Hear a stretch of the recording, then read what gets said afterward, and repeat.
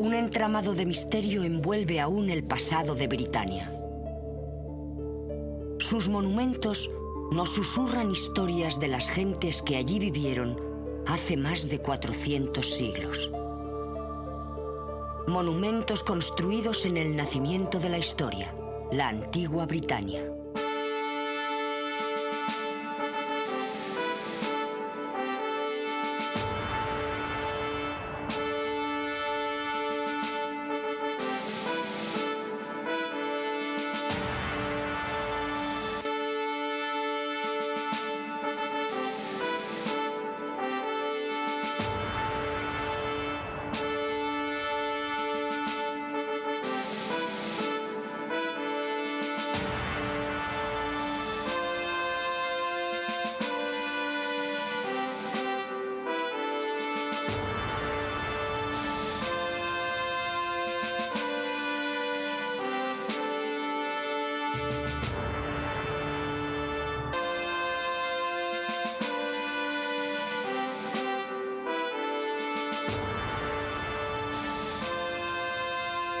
Antiguas civilizaciones.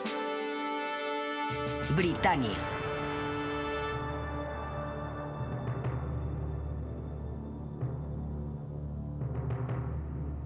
Como todas las islas, las británicas han tenido reputación de ser un lugar mágico y misterioso. Una tierra de dioses y gigantes. Vista desde el continente a través de un velo de misterio, de Britania siempre se sospechó que fuera hogar de magos, hechiceros, fantasmas y monstruos. Es única en cuanto a riqueza en lugares misteriosos. Su geografía está repleta de monumentos enigmáticos, grandes túmulos, círculos de piedras, montículos con rocas clavadas en sus cumbres y piedras solitarias.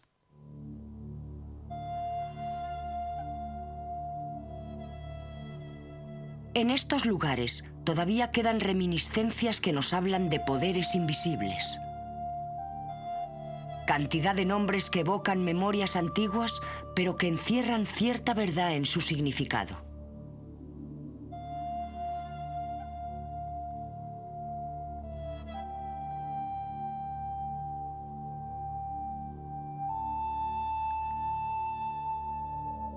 El tramposo ciego. La estatua enana, las 9 damas. A menudo estos parajes están asociados a tradiciones que se remontan más allá de la historia. Testigos mudos de un pasado lejano y olvidado. El majestuoso Callanish, cuya presencia señorial domina los cielos de Loch Roach en la isla de Lewis. Silbury Hill, de 70 metros de altura, con una superficie de 1 kilómetro, es el montículo más grande de la Europa prehistórica. El Círculo de Brodgar y las piedras de Stines en las Órcadas. Stonehenge, construido en 3 épocas, distanciadas entre sí 1000 años y terminado hace 4000, cuyos majestuosos trilitos, grandes arcos de piedra compuestos de 3 rocas compactas de varias toneladas cada una, se enmarcan en los paisajes de Wiltshire. Se trata de un monumento megalítico que significa construcción de grandes rocas y es el mayor de los círculos de piedra. Único en forma y estructura, no hay nada parecido en el resto del mundo y permanece aislado, reposando sobre la planicie de Salisbury. Lo que actualmente ha llegado a nuestros días es un templo en avanzado estado ruinoso que fue terminado aproximadamente hace 2500 años. De hecho, fue el centro de una civilización bastante extensa que pudo ocupar este área. Fue edificado por la jerarquía de entonces, teniendo en cuenta que se tardó más de 2000 años en su construcción. Y de hecho, Stonehenge está rodeado de montículos de enterramientos con restos humanos, pudiendo tratarse de los jefes de aquellas gentes. Está edificado con el mismo tipo de diseño que un edificio de madera. Los dinteles están unidos a la parte superior por entalladuras y muescas.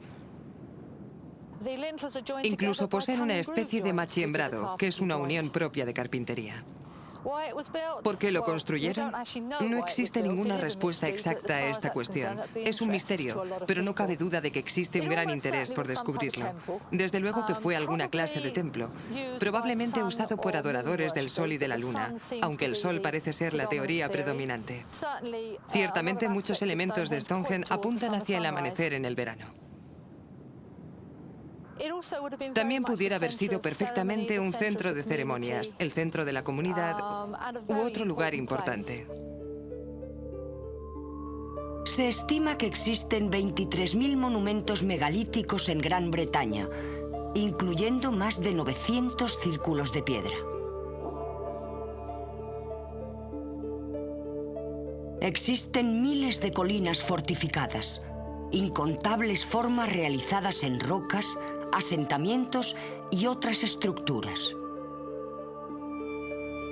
El asentamiento más antiguo tiene más de 5.000 años, pero la mayoría fueron construidos hace unos 4.500 años. Algunos de ellos 2.000 años antes de la aparición de los celtas. Fueron construidos con fines concretos.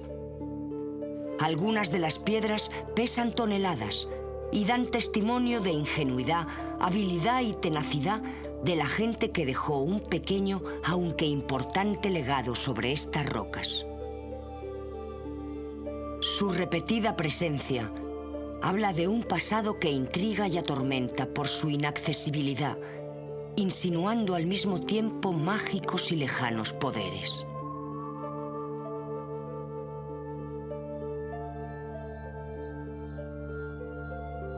La calma de estos monumentos ha excitado la imaginación de eruditos y lunáticos, intentando todos ellos responder a la misma pregunta. ¿Quién los construyó y por qué? Inevitablemente las piedras son el centro de atención, pero siempre permanece la sombra de la duda sobre quiénes fueron los primeros británicos, aquellos a quienes se les llamó las gentes del atardecer. No existe ninguna prueba más que las rocas mismas. Fueron erigidas mucho antes de que la escritura naciera en Britania y permanecen totalmente mudas. Incluso su edad es difícil de determinar. Estos monumentos no pueden ser datados más que de forma indirecta, a menudo por hallazgos fortuitos como el de algún resto enterrado en el mismo sitio. Y donde existen pocas evidencias, es fácil dar rienda suelta a la imaginación. Estamos junto a la tumba de las águilas. Una noche salí para ver si había algún tronco que el mar hubiera traído, para recogerlo y hacer postes de valla. Conforme llegué a la orilla, descubrí que la brisa del mar habría lavado la cara de 2 o 3 piedras y parecía que alguien había formado un muro con ellas. Pero para estar seguro, me acomodé y fui apartando piedras sueltas. En 10 minutos encontré una especie de martillo y 2 cabezas de hacha juntas en lo que hoy llamamos la puerta de la tumba. Tiene más de 5.000 años y nunca se enterró ahí a nadie. Dejaban posiblemente los cuerpos a la entrada de la tumba sobre una plataforma y cuando la carne se separaba de los huesos, los apartaban junto al cráneo y los depositaban dentro. Había más de 340 cuerpos dentro de la tumba, pero ninguno de ellos completo.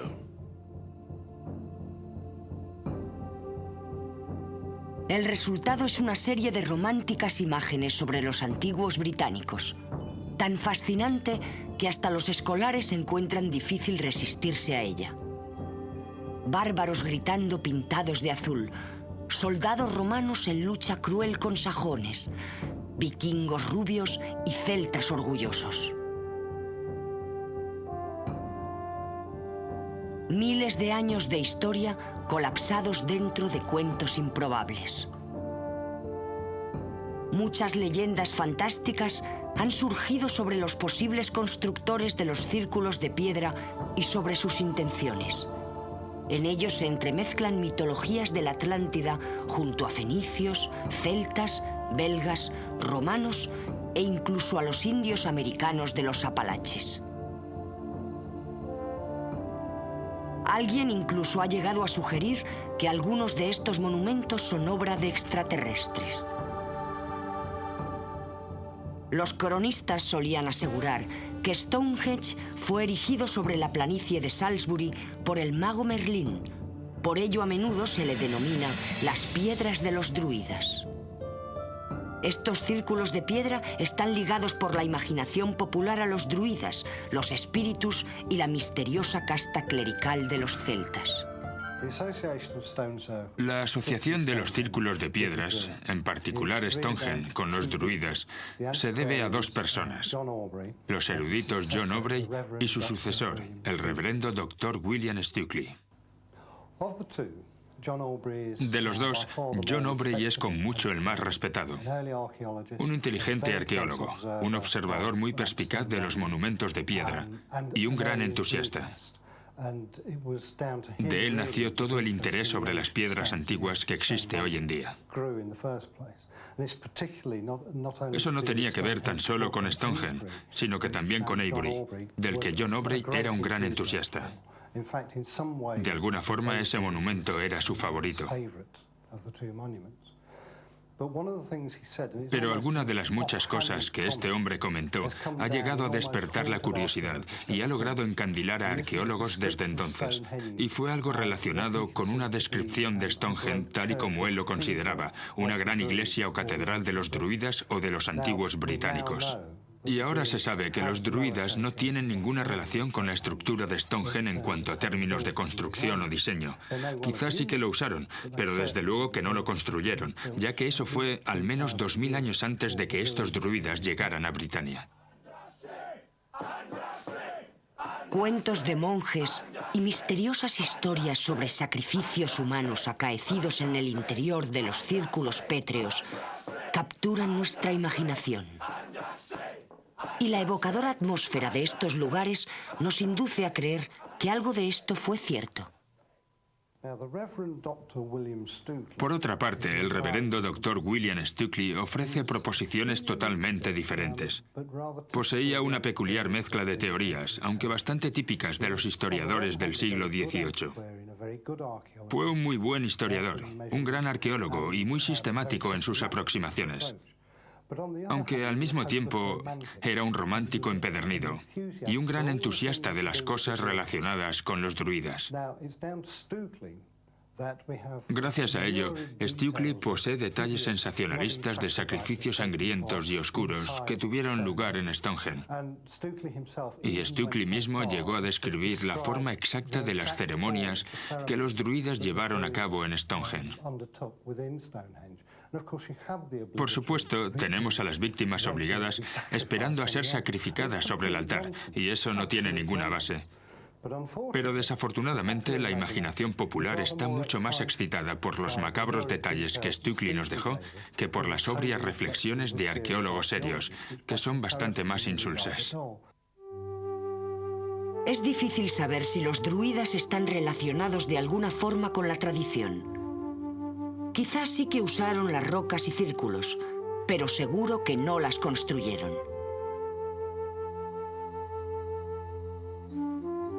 Incluso en la época de los druidas, las piedras ya eran antiguas, y a los celtas se les descarta totalmente de alguna posible relación de convivencia con ellos. Pero las tradiciones célticas pueden contener algunas claves sobre los primeros pobladores. Cuando llegaron a las islas británicas, se establecieron, iniciando una cultura propia.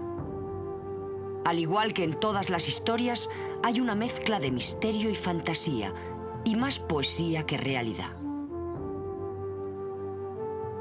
Pero en dichas fantasías pudiera existir una semilla real de la memoria histórica. Se cuentan leyendas sobre gente que llegó a Bretaña desde el norte de África y desde Grecia, de sus luchas y de sus avenencias.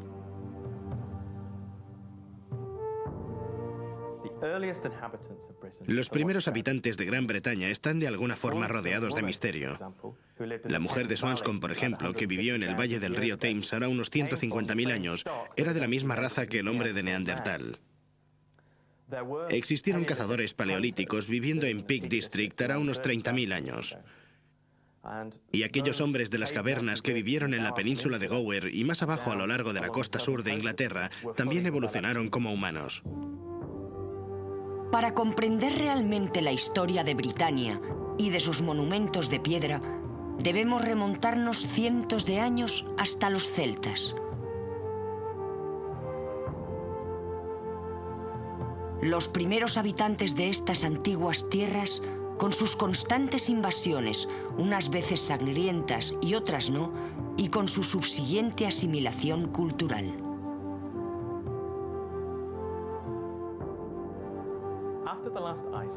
Tras el último deshielo, allá por el año 8300 a.C., el clima a lo largo de la totalidad del norte de Europa pasó a ser mucho más cálido. Este cambio provocó la aparición de bosques extensos y aumentó la caza, en su mayoría cerdos salvajes, ciervos, renos, animales inexistentes anteriormente en la zona. La expansión de estas nuevas fuentes de alimentación supuso a los cazadores que poblaban la deshabitada Britania no tener que desplazarse muy lejos para obtener sus alimentos. La ocupación de Bretaña comenzó al final de la última era glaciar. Puede que anteriormente existieran habitantes en esta tierra, pero el hielo hizo desaparecer la mayoría de sus huellas. Hace unos 30.000 años comenzaron a llegar en pequeños grupos a través de la tierra que todavía unía Britania y la Europa continental.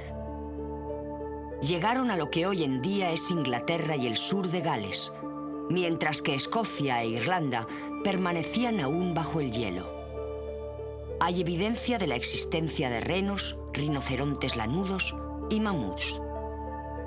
Eran moradores nómadas de las cavernas que dejaron tras ellos pequeños artilugios, herramientas hechas de hueso y algún que otro ornamento. Tuvieron que desplazarse por los últimos avances del hielo, pero no parece posible que fueran de ninguna forma habitantes sedentarios. Más bien se movían libremente entre Britania y el continente en busca de alimentos, asentándose de forma temporal. Se ha estimado que la población media durante la época invernal de Britania era de tan solo 250 habitantes y que miles de años antes Britania estaba deshabitada.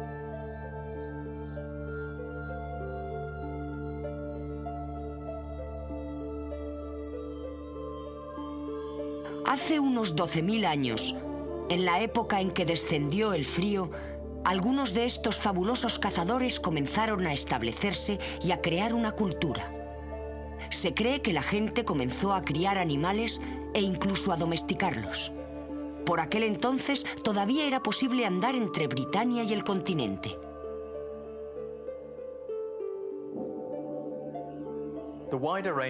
Una variedad más amplia de recursos alimenticios hizo que el cazador no tuviera que desplazarse lejos para conseguir comida. Por eso los asentamientos surgieron cada vez en mayor número y magnitud, normalmente en las zonas donde la comida era abundante, como en las costas y a lo largo de los ríos. Un asentamiento probable fue Starkar, en Yorkshire, que muestra señales del mismo grupo de gente regresando allí año tras año. El desarrollo de los antiguos britanos como una población distinta ocurrió cuando el trozo de tierra que unía Britania y el continente desapareció, hará unos 9.000 años, alejando por completo a aquellos que se habían establecido en Britania y a los que se quedaron en la parte del continente. Más tarde se llegaría por mar, atravesando lo que hoy sería un río caudaloso. Los primeros visitantes siguieron siendo moradores nómadas de las cavernas, y con ellos vinieron también los primeros perros británicos. Vagaban libremente durante el verano y vivían en las cavernas, ya fueran naturales o excavadas, durante el resto del invierno. Alrededor del 4500 a 2500 a.C., acaeció lo que llamamos la Revolución Neolítica. Sus efectos fueron mucho más significativos que la celebrada Revolución Industrial de nuestra propia era, ya que fue entonces cuando la gente comenzó a aprender a reunir animales y a criarlos. Ese fue el comienzo de la civilización y una época en que la gente comenzó a dejar evidencias más claras de su paso.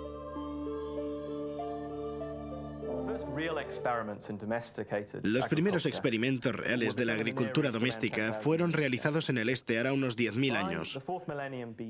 Por el cuarto milenio antes de Cristo, las técnicas agrícolas comenzaron a alcanzar la Gran Bretaña.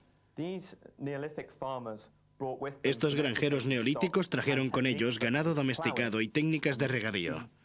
Y la gente empezó a limpiar los vastos bosques que anteriormente les habían mantenido. Aprendieron a cosechar y a domesticar a los animales, y en vez de tener que cazar o buscar alimentos, dispusieron más fácilmente de ellos. Desarrollaron técnicas de regadío, arados y otras herramientas de trabajo. Unos 3000 años antes de Cristo, oleadas de granjeros cruzaron el ancho mar. Entre ellos se encontraban gentes que más tarde jugarían un importante papel como parte de la historia en los enigmáticos monumentos erigidos a lo largo de la vasta Gran Bretaña. Esta gente pacífica y seminómada pastoreaba y cultivaba el trigo. La cría del ganado pareció ser su principal actividad, principalmente compuesto de ovejas, cabras y cerdos. También tenían perros, parecidos a los fox terriers actuales. El sacrificio de los animales se realizaba durante el otoño, debido a la dificultad de mantener al ganado con vida durante el duro invierno. Las praderas fueron reemplazándose por grandes cercados circulares. Consistían en altos terraplenes de tierra que rodeaban profundos fosos con un área central plana. Donde mejor se puede observar es en Avebury, cerca de Marlborough, en Wiltshire.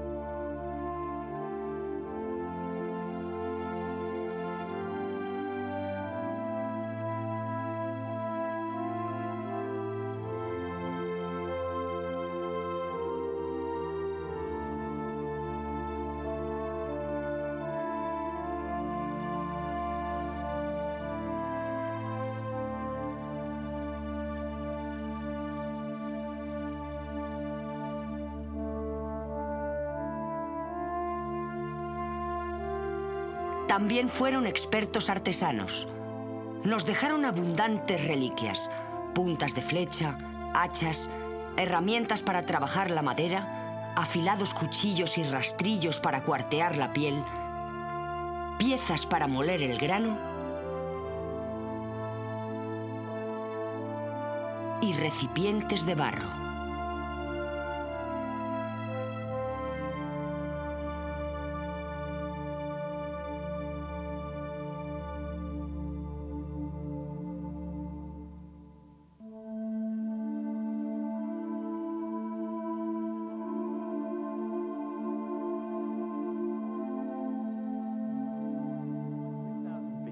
En el año 3000 a.C., la productividad agrícola había aumentado considerablemente debido al mejor uso de las técnicas de arado.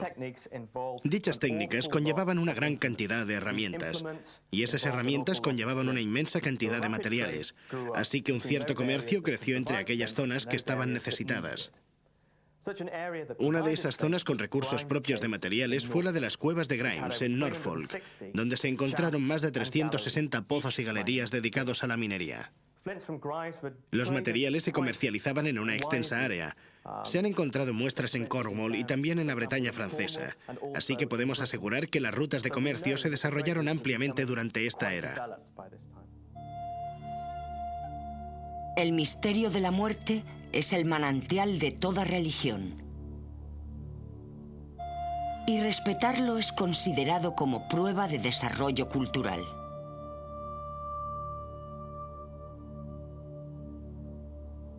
Enterraban a sus muertos en tumbas comunes, llamadas grandes túmulos, de los que todavía nos quedan muchos ejemplos. Eran construidos y flanqueados con grandes piedras antes de cubrirlos con tierra. Algunas rocas llegan a medir 120 metros. Los muertos se depositaban uno tras otro, hasta que el montículo contenía alrededor de 50 cuerpos. Cada uno de los cuerpos era acompañado de alimentos, herramientas, armas y otros enseres, lo cual sugiere alguna creencia en una vida posterior. Los fosos sugieren a su vez la práctica de algún tipo de ceremonia, aunque también es posible que la gente creyera conveniente deshacerse de sus enseres al lado de los cuerpos.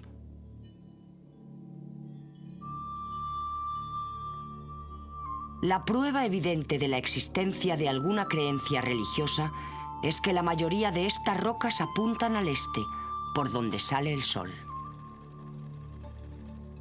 Los pobladores de Windmill Hill fueron los últimos de la nueva edad de piedra en llegar a Britania. Los siguientes llegaron a inicios de la Edad de Bronce, alrededor del año 2000 a.C. hasta 1000 años más tarde. Fueron los hombres taza, llamados así por su hábito de enterrar tazas o recipientes semejantes junto a sus muertos. Parece ser que eran muy organizados, poderosos, enérgicos y probablemente menos pacíficos que sus antepasados. Es cierto que en sus tumbas se encuentra mayor número de armas, lanzas, hachas de guerra, espadas y cuchillos.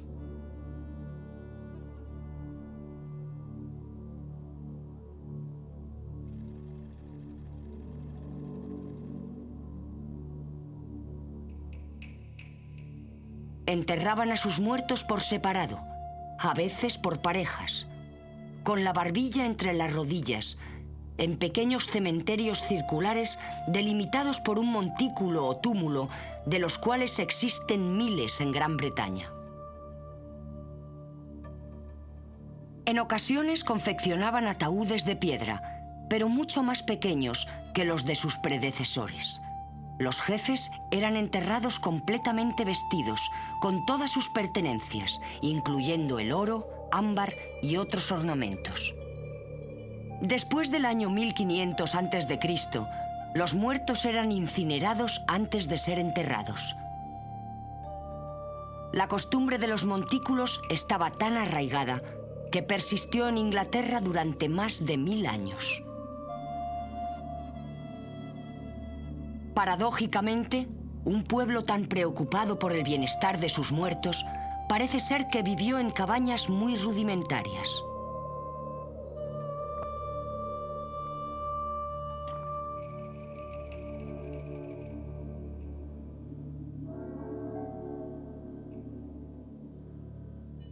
Probablemente nunca sabremos de dónde vinieron, pero casi podemos asegurar que construyeron los círculos de piedras y las rocas erectas que inundan toda la geografía británica. La cultura de Wessex, que aparece en la zona alrededor del año 2500 a.C., está asociada a un tipo diferente de inmigrantes. Estas gentes eran originarias de la península ibérica y llegaron a Bretaña a través del norte de Alemania. Utilizaban utensilios de bronce y armas que usaban en sus continuas batallas. Al mismo tiempo, eran perspicaces comerciantes y extraían estaño y cobre en las zonas de Cornwall y West Country, material que necesitaban sus parientes de la Edad de Bronce europeos. Y a su vez comenzaron a crear la primera y real Britania, explotando las rutas de comercio europeas. Estos fueron los auténticos británicos de la antigüedad. Poco podemos decir de su vida cotidiana, aunque existen algunos vestigios de sus asentamientos.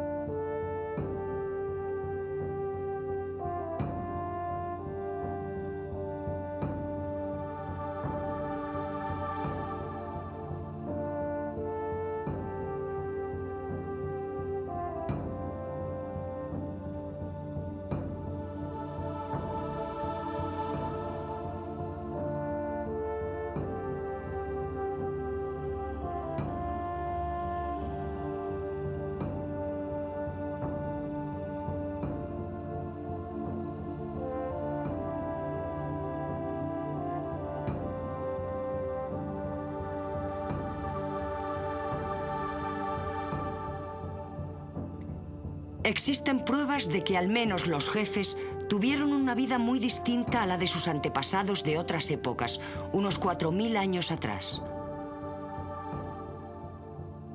Los asentamientos mejor conservados de las primeras épocas se encuentran en Skara Brae, en las Orcadas. Aunque Wessex está bastante apartado geográficamente de las Orcadas, y es obvio que la vida en esta zona debió ser muy diferente, se cree que tenían muchas cosas en común.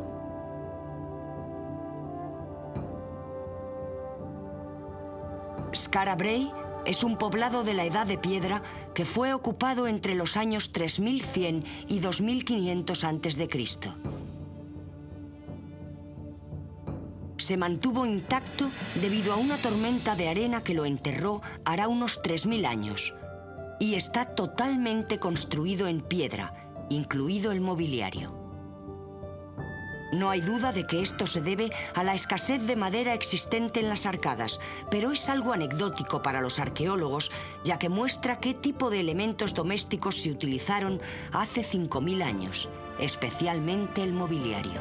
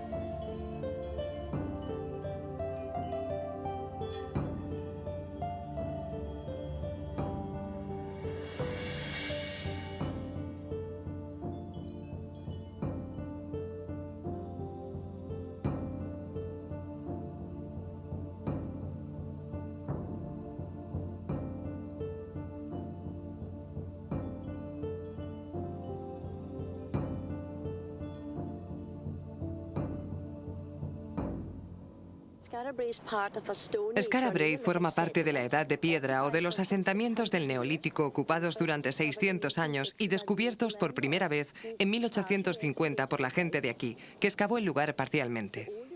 Las casas más viejas datan del año 3100 a.C. y el asentamiento fue abandonado alrededor del año 2500 a.C. Así que básicamente estamos observando unos aposentos de la Edad de Piedra. Consisten en un gran número de casas y un taller, todas juntas y unidas por un corredor principal. Lo que inusualmente se puede ver aquí es cómo vivían los hombres de esa era. Podemos estudiar sus habitaciones, sus camas, que estaban cubiertas con pieles, de animales, musgo, cosas así. Sus chimeneas estaban centradas. En ellas pudieron quemar excrementos secos de animal, algas marinas secas, maderas traídas por la corriente, huesos de ballenas y cosas parecidas. Cada casa era una preciosa estructura de piedra con una sola habitación. Esto podría ser su armario o su zona de almacén. Y en efecto, hacían cerámica de un acabado muy tosco. También adornaron sus cuerpos con huesos taladrados y pendientes enormes realizados con colmillos de morsa. Los habitantes de Skara Brae fueron, como sus antepasados, en su mayoría ganaderos, principalmente de ovejas y cabras, aunque también criaban cerdos.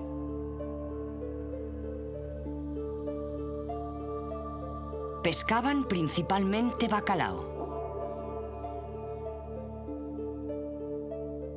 Se ha llegado incluso a suponer que los tanques hechos de piedra encontrados en las casas pudieran haberlos usado para guardar lapas que les sirvieran de cebo.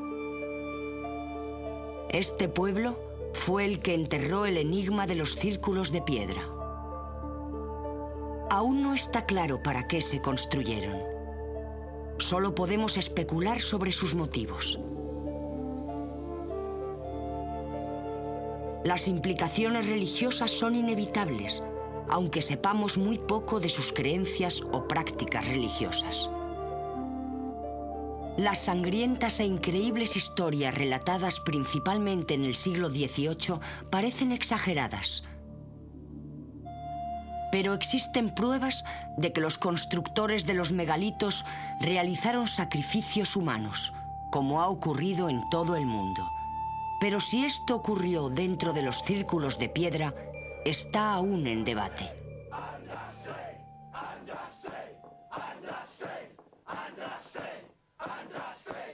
Existen muchas teorías acerca de la construcción de estos círculos y de otros monumentos pétreos.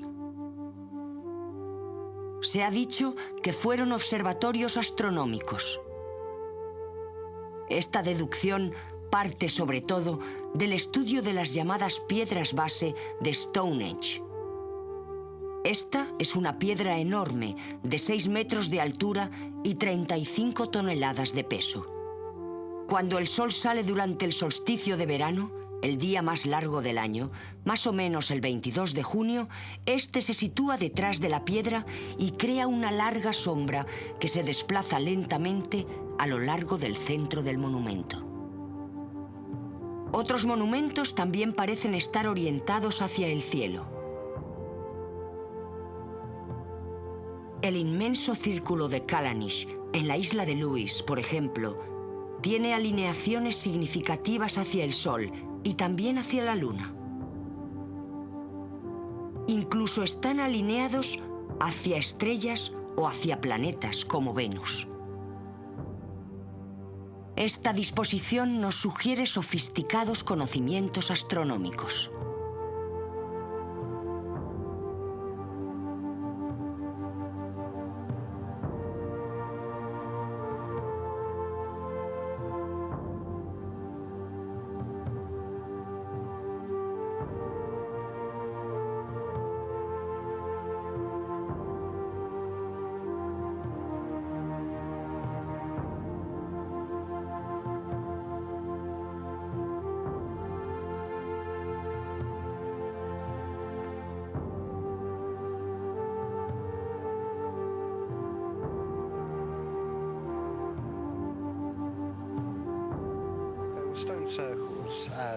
Los círculos de piedra, considerados como una característica duradera del paisaje británico, siempre han atraído a los mitos y las leyendas, y existen grandes y distintas teorías sobre su utilidad o fin, quiénes los construyeron y demás. Y el mito de que Merlín construyó el de Stonehenge estaba basado en que lo hizo transportando las piedras desde Irlanda. Son lugares mágicos y algunos de ellos realmente preciosos. Las piedras de Callanish, por ejemplo, se reflejan en las colinas de una forma tan espléndida que conforme te aproximas te impresionan más. Los constructores de dichos monumentos parecían poseer virtudes matemáticas. La mayoría de ellos no son círculos exactos, sino que tienen forma de elipse, y tan avanzada forma matemática requiere conocimientos geométricos.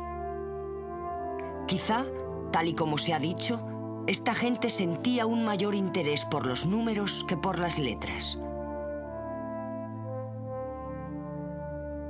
Una idea bastante extendida es que estos círculos se utilizaban como calendarios fijos. Este aspecto es especialmente interesante si tenemos en cuenta que en todas las culturas del mundo a los creadores de calendarios se les ha considerado magos.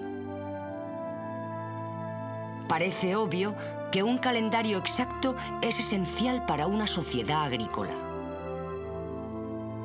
Pero las mediciones astronómicas basadas en las alineaciones de Stonehenge y Callanish están lejos de ser lo suficientemente precisas.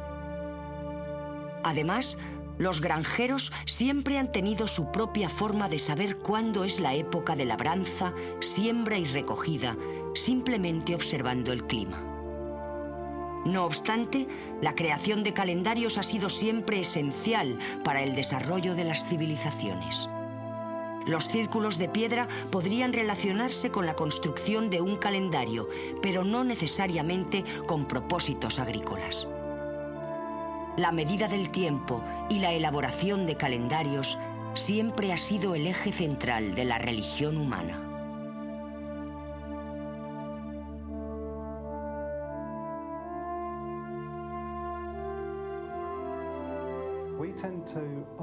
Tendemos a despreciar la importancia de los calendarios. Estamos acostumbrados a ellos. Todos tenemos uno en casa. Tenemos la necesidad de conocer los periodos de tiempo. Pero eso no fue siempre así, y los creadores de calendarios han ido siendo poco a poco anulados. De hecho, en la antigua China, estos hombres eran considerados magos. Eran gente extremadamente importante, y el establecimiento de un calendario también era extremadamente importante para su cultura.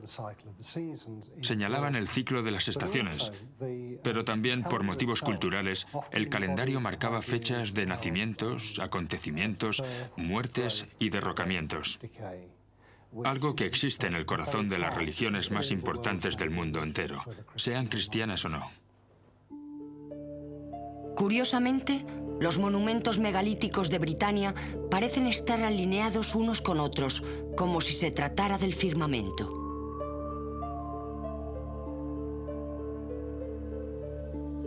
Si los observamos sobre un mapa, podemos trazar líneas entre estos antiguos lugares y las conexiones religiosas que quizá existieron alguna vez con monumentos más antiguos. Estas han sido llamadas las líneas de ley. Se han hecho importantes investigaciones sobre ellas, algunas de las cuales tienen especial relevancia y otras son mera especulación. Algunos han dicho, por ejemplo, que las líneas de ley son corredores de ovnis y que los antiguos lugares actuaban como faros.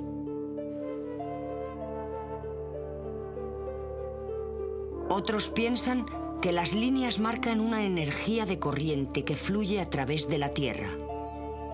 En concreto, los círculos de piedra podrían marcar las zonas críticas donde la energía se almacena y se dispersa. Esto nos indica que los constructores de estos parajes debieron haber sintonizado con las fuerzas naturales terrestres que la humanidad moderna ya no es capaz de sentir. Dichas líneas también tienen algún tipo de asociación con las rutas de animales, sugiriendo que todavía esos animales pueden percibir esas fuerzas, aunque es inexplicable por qué en ocasiones las líneas de ley traspasan colinas infranqueables. Un aspecto desconcertante de Stonehenge es que parte de la estructura está construida con piedras coloreadas de azul, que a diferencia de las piedras que constituyen los enormes trilitos, no son propias de la planicie de Salisbury. El lugar más cercano donde se encuentran son las montañas de Presteley en Gales, a muchísimos kilómetros de Stonehenge, lo que requeriría una fuerza enorme para transportarlas. Debieron tener razones de peso para cambiarlas de lugar. ¿Quizá veneraban este tipo de piedra? ¿O quizá la piedra tenía propiedades especiales? Algunos afirman que los círculos pétreos eran parte de un sistema mundial de transmisión de energía y Stonehenge el generador de ese sistema, con la fuerza que proporcionaban estas piedras azules. Quizá nunca sepamos la verdad de los monumentos megalíticos y por qué fueron construidos.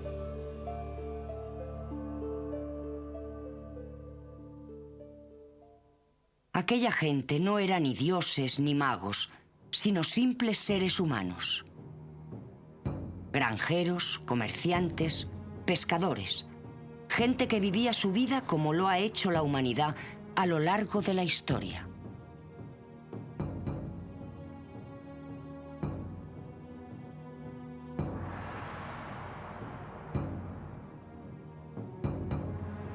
Pero supieron dejarnos las pruebas de su pasado, ayudándonos a entenderles y no pudiendo ser nunca olvidados.